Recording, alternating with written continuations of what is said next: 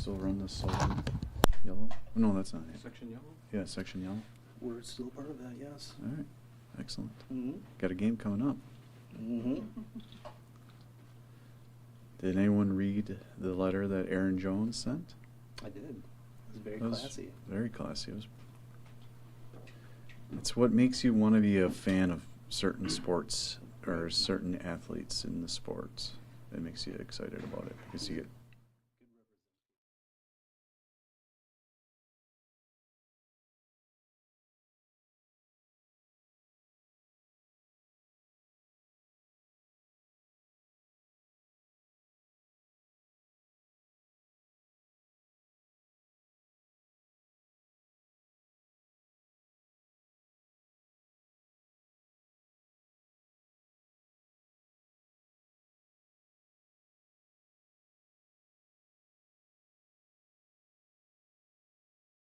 Good start. Well, it's a good start.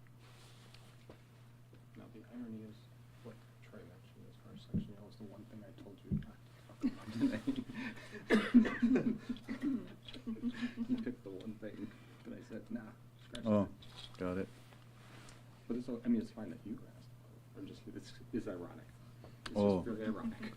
That I brought up that section. Yeah. I'm like, we're Just shows you that Eric and I are always on the same page. Synergy. Yes. It's a beautiful thing. So Jeff, I'm just going to start. We have a minute. Okay. Well, good afternoon. Thank you for joining Brown County along with our Health and Human Services Department to talk about our efforts around combating the opiate and fentanyl crisis within Brown County and, of course, throughout the state of Wisconsin.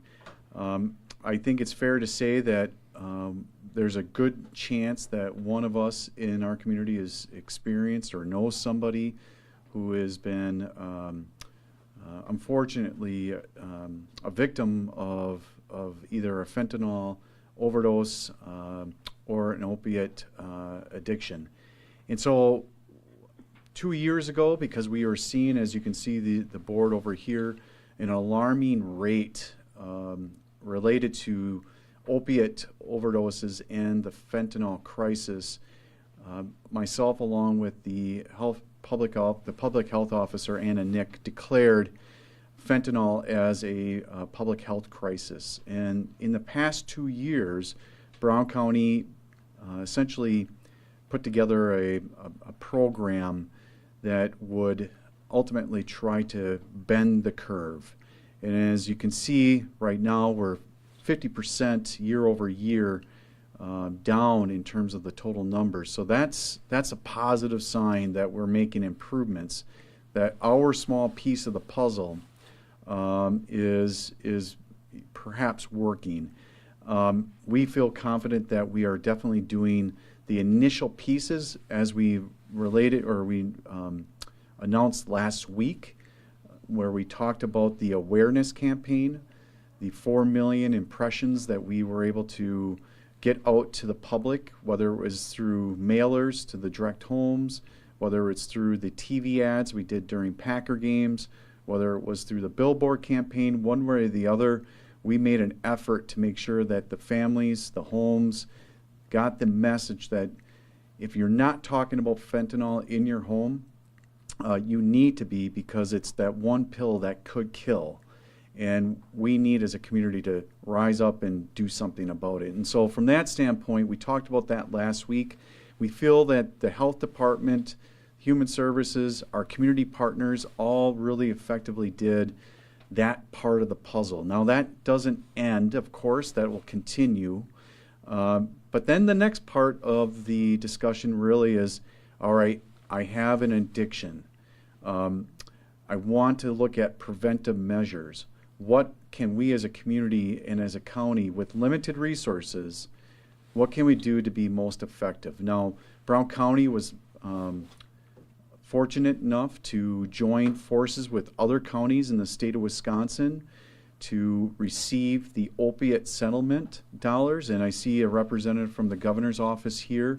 We want to say thank you to the governor's office who allowed a large chunk of those opiate settlement dollars to actually come directly to the counties, where you'll know that a lot of our services are impacted, whether it's the medical examiner's office, whether it's the sheriff's office, our jail, health and human services, public health.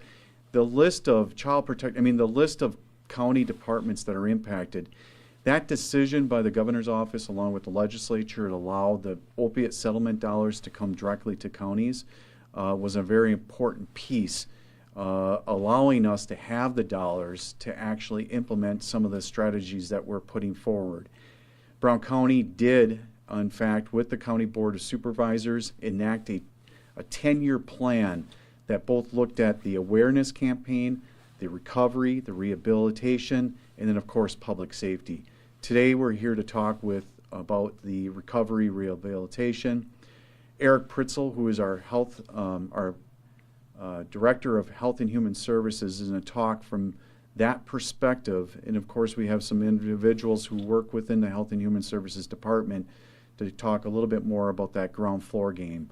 So with that, I'm going to turn it over to Director Pritzel, who's going to talk more about the Health and Human Services side of our phases in our effort to combat the opiate and fentanyl crisis. Eric? Thank you, Executive Streckenbach. You want me to spell my name correct? So Eric Pritzel, E-R-I-K-P-R-I-T-Z-L. I'm the Executive Director of Brown County Health and Human Services. So today I want to talk a little bit about what we've been doing. And as you've seen, we're seeing a pretty significant data trend that was discussed during the last event, which was focused on prevention and awareness. While the causes of this trend, and we did discuss this last time, may not be fully known or understood at this time, the response to this crisis has been focused on a comprehensive approach by Brown County. Brown County is focused on creating a plan that is built on partnerships, as we heard mentioned earlier, and sustainable. As you heard from Public Health 2 weeks ago, building awareness of the dangers and effects of fentanyl and opiates is critical to decreasing overdoses and deaths in our community. As a department, prevention is supported by Public Health, while our Community Services Division is focused on treatment and recovery, which is why I want to talk about these services here today. So we're going to briefly go over the services we've put in place or expanded so that the community can understand what we're doing to combat this crisis. Through the support of the County Board of Supervisors, we've been able to expand services for substance use for our citizens. This includes adding a clinician licensed to provide services to people with substance use needs, and also to be able to provide services for mental health needs. And it's important that the clinician can provide services for both needs, and our behavioral health supervisor later is going to talk about why that's of critical importance. We also expanded detoxification services that are provided through partnership with Bell and Health in a contract. This contract was expanded to cover all substances this year, and we've been able to provide detoxification services now for anybody in our community that needs those services, regardless of substance use. We're also expanding services and access to sober living environments. These are programs designed to help individuals that are struggling with substance use stay in the community with some peer recovery options to support them as well. Some providers in our community include Jackie Nitschke Center, Darjun Foundation, Amanda's House, Oxford House, Serenity House, My House, All Seasons Transformation, which is through We All Rise. Since 2023, the department has supported 93 people in accessing sober living through the use of opioid settlement dollars and other budgeted funds. In addition to the funds that we have allocated to us by the county board, the department has received additional dollars from Wisconsin Department of Health Services. These dollars help cover room and board expenses that are not covered by medical assistance. So people with substance use needs often have the cost of room and board expenses as a barrier to treatment. This has allowed the department to remove this barrier and ensure that they can access these services. We have been able to fund treatment at additional providers, including Jackie Nitschke Center, Core Treatment Services, Nova Counseling Services, and Pathways to a Better Life. We've been able to support 83 people accessing residential substance use services since 2023. And when I think about the 83 number or the 93 number, that doesn't count the ripple effect of who else this affects. With substance use, we often know that it affects siblings, brothers, sisters, it affects parents, grandparents, children. So we look at our removals in child welfare, for example, we know that all of this is connected. So it's not just 93 people, it's not just 83 people, it's much more than that in terms of the net effect. And we're grateful that we can provide these services through the support of our county board as well as the Department of Health Services. With that, I'm going to turn over to Tyler Lukey. He's our behavioral health supervisor who oversees a number of these services in the department and can speak more to that. Thank you, Eric. Tyler Lidke, Tylerluedke. My name is Tyler Lidke. I'm the Behavioral Health Supervisor for Brown County Health and Human Services. I currently oversee 12 dedicated staff who devote time towards individuals with co-occurring disorders as well as opioid use disorders. We have a dedicated staff who are duly licensed, which means that they can serve both substance use disorders as well as mental health disorders. Why is this important? Because many times people who suffer with addiction have both trauma, which needs to be treated along with addiction. I have a dedicated staff member who oversees 40 clients with opioid use disorders within the community. Our department is involved with a Vivitrol injection program with the Brown County Jail to help inmates who are re-entering into the community, and this is a very helpful piece for relapse prevention within Brown County. Other prevention methods our department utilizes are the use of Narcan. All of our staff in the outpatient department have been trained in Narcan distribution and carrying Narcan into the community during home visits. We provide medication lockboxes as a deterrent for medications from falling into the wrong hands. We also have biodegradable medication deactivation pouches, which are used to help dissolve medications, which also do not hurt the environment. Finally, we implement drug take-back events, and these drug take-back totals from the spring of 2024 totaled about over 2,000 pounds of unused medications. This was just a 6-month period between October and April of this last year. Any day can be drug take-back, so you don't need to wait for these drug take-back events to be able to return unused medication. We have many locations throughout Brown County that you can drop off unused or unwanted medications. So if you need more information regarding drug take-back or drug take-back locations, you can look that up on our Brown County webpage, or you can find that at DHS. The next drug take-back event will occur on October 26th. I'll turn it over to Eliza. So thank you. I'm Eliza Killian, Eliza Killian. I'm the Behavioral Health Manager for Brown County Adult Outpatient Department. I oversee about 78 staff helping people with chronic mental illness and or substance use disorders in our community. And a part of that is Tyler's area. I'm going to talk about how people can access our services in the outpatient department. In 2007, we created a clinical intake position in order to have one access point for all of the services that we offer in the adult behavioral health and substance use disorder clinic. And an individual needing services can call the intake line at 920-391-4723.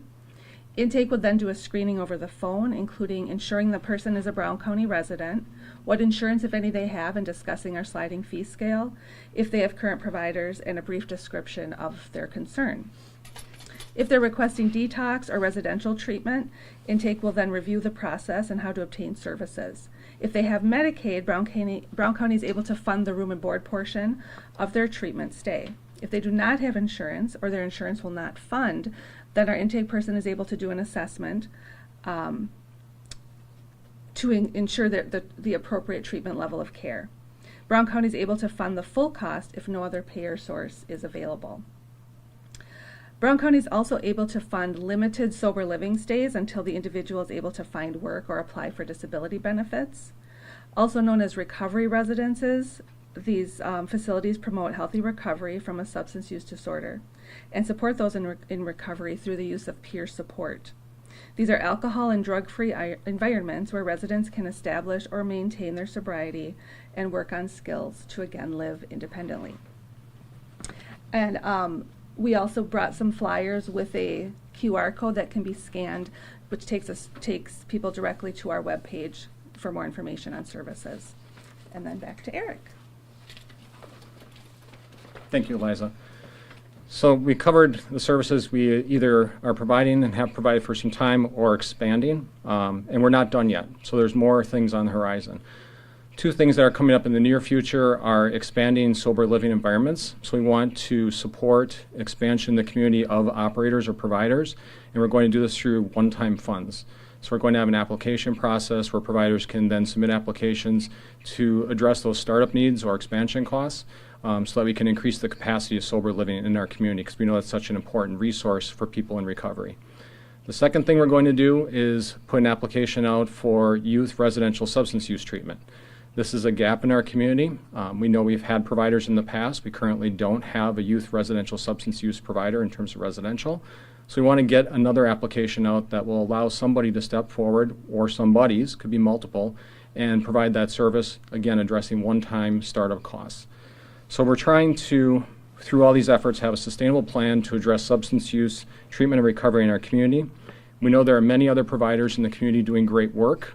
We acknowledge some of those here today with the contracts that we have or ways that we support them with recovery, housing in particular, and also residential substance use treatment. But we know there's many, many other people doing great work, and together we are seeing, I think, the results of those efforts, at least collectively today. And Executive Streckenbach, if you want to say any closing remarks. So, as you just heard, here's a small piece of the puzzle for what Brown County is attempting to do. One, as just an organization, as we get our normal funding, and also taking advantage of the opiate settlement dollars that the county has received. And of course, we're not just spending it in 1 year. We know that this fight to address this issue in our community is not going to happen overnight. It's not one solution. It really is a community solution. It's conversations. It's behavioral changes. It's beefing up our staffing, which, you know, in the end, there's not the money tree behind us that will ultimately solve all these problems.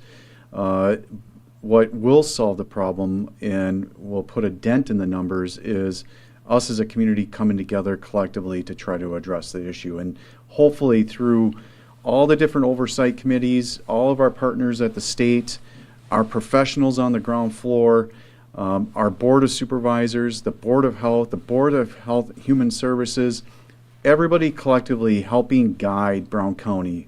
When we did receive these dollars, we saw this as an opportunity for us to really, truly try to make a dent in this. And that's why we declared it 2 years ago as a public health crisis. And I just wanted to say thank you to our team to really working with the community.